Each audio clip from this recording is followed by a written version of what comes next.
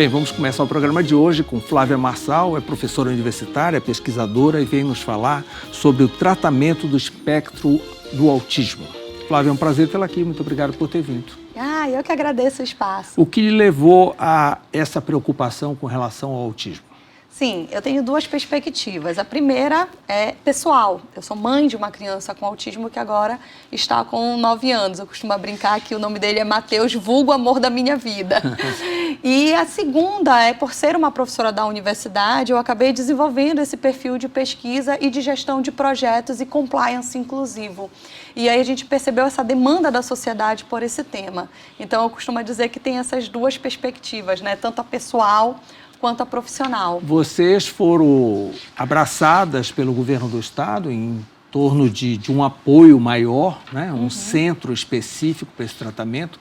Você não acha que é diferenciar muito o autismo? Não tem tantos outros transtornos, síndromes e assim por diante? Se fosse ter um centro específico para cada um, você já imaginou? Sim, inclusive esse é um desafio que a gente tem, né? Quando a gente apresenta o tema do autismo, nós costumamos escutar bastante essa questão. Mas por que o autismo? É importante destacar que nos últimos anos você teve avanços muito significativos de direitos para as pessoas com deficiência como um todo. Mas a condição do autismo, ela passa a ser considerada deficiência a partir de 2012, que você tem uma legislação, a 12.764, que passa a considerar a pessoa com autismo como pessoa com deficiência. Então, veja bem, a pessoa com autismo até 2012, ela vivia no limbo. Ela não era considerada pessoa com deficiência e, portanto, não tinha alguns direitos que são decorrentes para essas pessoas e, ao mesmo tempo, isso evitou que o Estado pudesse se preparar, se programar, ter políticas públicas para isso. O que aumentou foi o diagnóstico e não os casos. Sim, existe divergência, né? A maioria dos grupos defendem que sim, que não existe exatamente uma epidemia de autismo, mas sim a melhoria do processo de diagnóstico, com a existência de protocolos, a melhor formação dos profissionais para isso.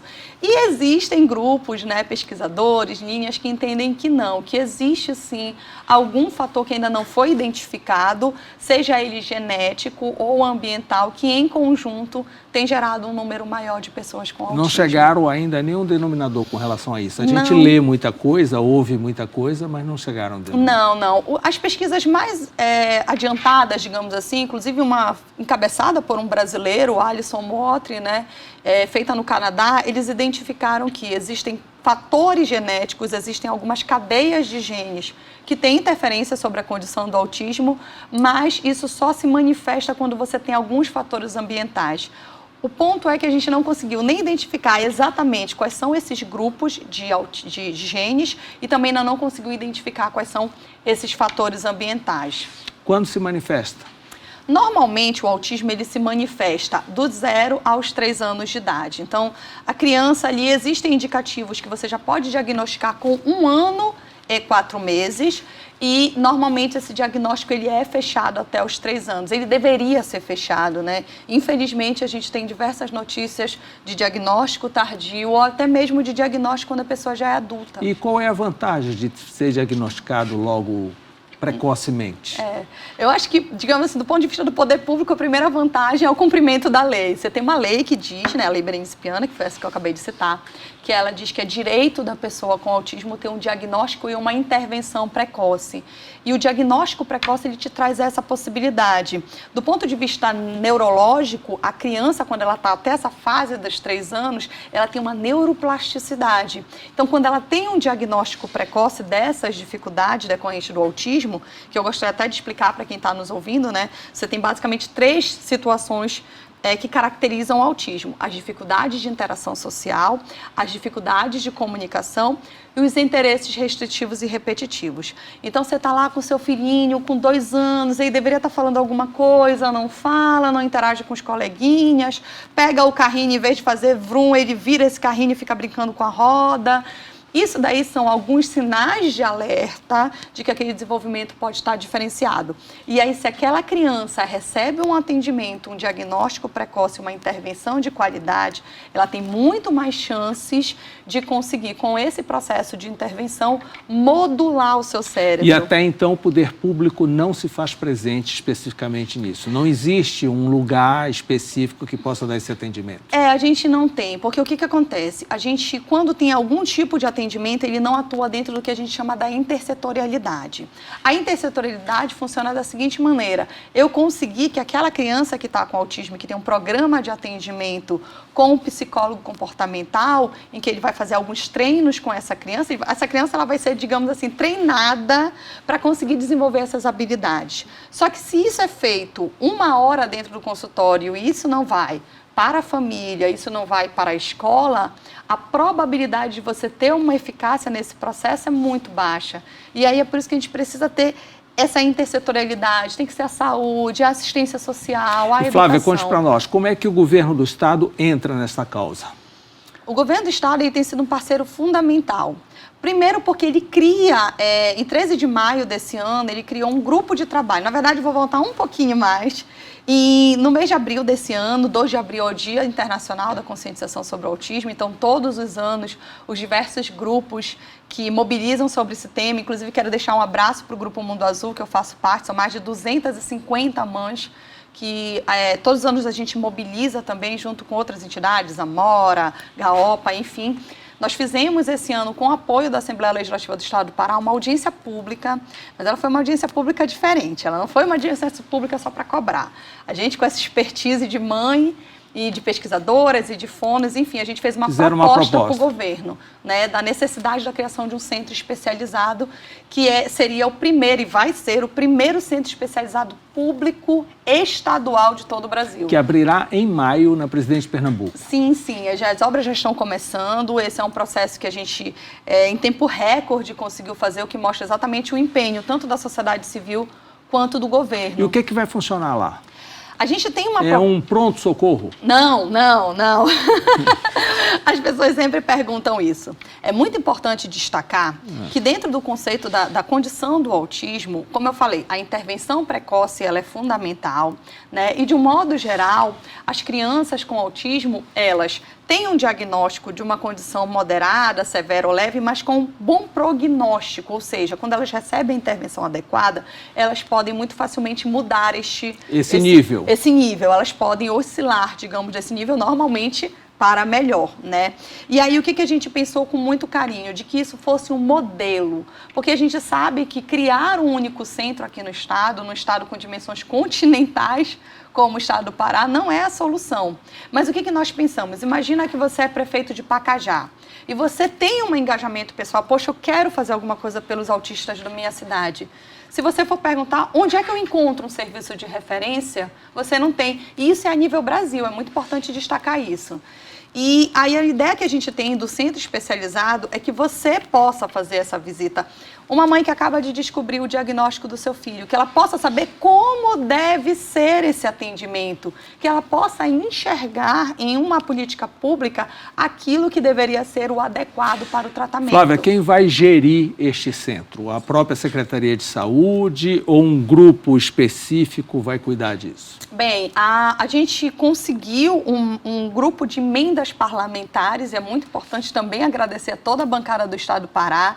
Esse é um projeto que é uma união de forças, né? Você teve lá todos os deputados do Estado, a quem eu quero deixar o meu agradecimento, porque estão financiando a primeira especialização pública em autismo, que está com inscrições abertas, né?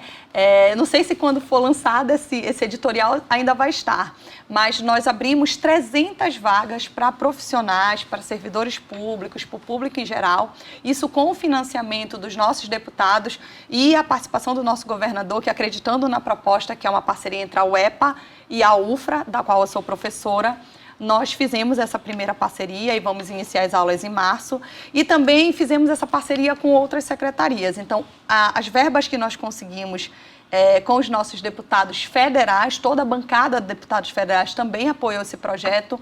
Ele está destinado ao Fundo Estadual de Saúde da CESPA. Mas, como ele disse, fundo vai fazer a manutenção do centro? Sim. Então, a manutenção financeira, ela vem via fundo. Mas é importante destacar que nesse grupo de trabalho nós temos 7 representações do Estado. Você tem CESPA, você tem CEPLAN coordenando, doutora Hannah Gassan, que está conduzindo os trabalhos de uma forma, assim, extremamente dedicada, né? Então, você tem a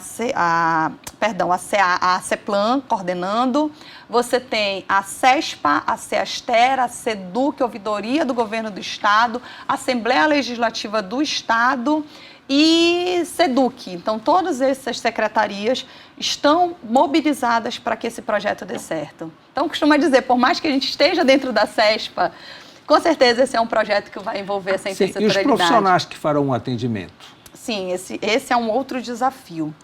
A gente abriu essa especialização com essa perspectiva. Com a intenção de formar profissionais para isso. Exatamente, mas a gente sabe que o autismo, ele é uma condição que a gente ainda precisa da formação de muito mais profissionais. Então, a gente já tem um perfil desses profissionais e a gente ainda está dialogando sobre qual é a melhor forma de fazer esse processo de contratação. Até porque está em processo, não tem nada fechado, não se sabe ainda muitas coisas, né, muitos detalhes. Sim, o que é muito importante é que o grupo que está envolvido nisso, a gente tem conseguido reverberar essas políticas não só para políticas públicas, mas inclusive para questões privadas. Nós conseguimos nesse ano de 2019, né, entrando aí 2020, uma articulação muito grande com o Ministério Público do Estado, os planos de saúde. Gostaria de deixar o meu agradecimento à Unimed Belém, que tem feito uma parceria, um diálogo muito grande para a ampliação do atendimento das pessoas com autismo pelo plano de saúde. Então, eu costumo dizer que a gente conseguiu realmente ter um projeto em que a gente tem uma união de muitos e diversos grupos na melhoria desse atendimento. E no momento que se classifica como um transtorno, como uma doença, fica mais fácil obter apoio, né?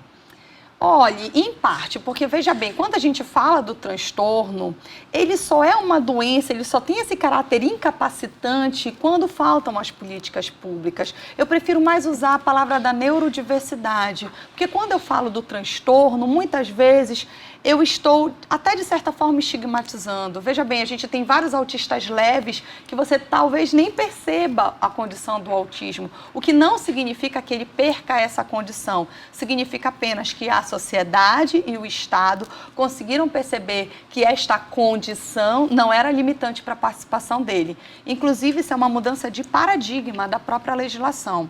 A gente tem a aprovação da Lei Brasileira de Inclusão no ano de 2015 e um dos maiores avanços que ela trouxe foi exatamente isso. A condição da deficiência, ela deixa de ser uma condição só sua. Ela passa a ser uma condição sua, mas que você só vai ser desigual na sociedade quando você enfrenta as barreiras. Então, se você tem uma barreira de acessibilidade, é claro que você vai ter dificuldade de se locomover. Se você tem uma barreira tecnológica, é claro que você não vai conseguir usar as Professora Flávia, tecnologias. essa ideia de um centro específico já existe em nível de Brasil? Olha, a gente tem visto algumas pontuações, inclusive especialmente de centros municipais, porque, como eu lhe disse, essa condição do autismo, o ideal, pela complexidade, que na maioria das vezes é baixa, os atendimentos que são feitos pelo autismo, você não precisa de um tomógrafo, você não precisa de uma medicação específica, são terapias que podem ser desenvolvidas no âmbito de cada um dos municípios. Então, o governo do estado, quando ele traz essa proposta, o que ele está tentando mostrar, olha, como seria interessante que a gente tivesse dentro das regiões esses centros.